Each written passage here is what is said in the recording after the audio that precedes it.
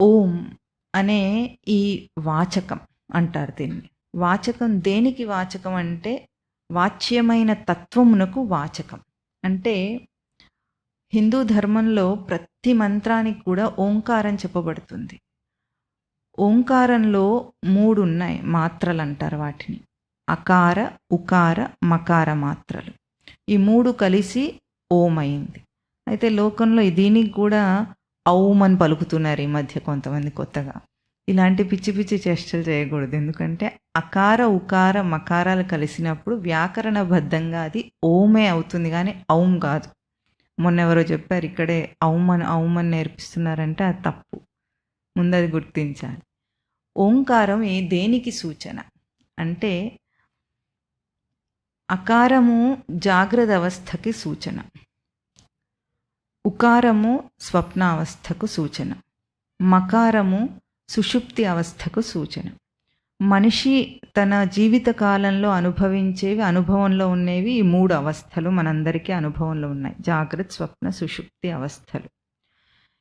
ఈ 3 కూడా శబ్ద రూపంలో, అంటే మనకు అనుభవంలో బయటికి అనుభవ రూపంలో తెలిసేవి. అ, ఉ, మ ఈ 3 అయితే ఓంకారం పలికిన తర్వాత ఏ నిశ్శబ్దం ఉంటుందో అది పరబ్రహ్మతత్వం. అది తురీయం అని చెప్పబడింది. మనం ఇన్నాళ్ళు మననం చేసామే. తురీయం అన్నది అది సచ్చిదానంద స్మృతి స్వరూపం, 4వది అని చెప్పేది.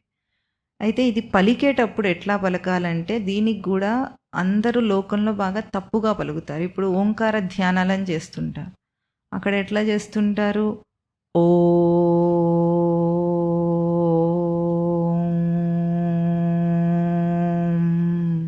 అంటారు.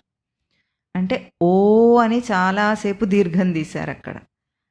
నిజానికి అట్లా పలకకూడదని చెప్పింది శాస్త్రం.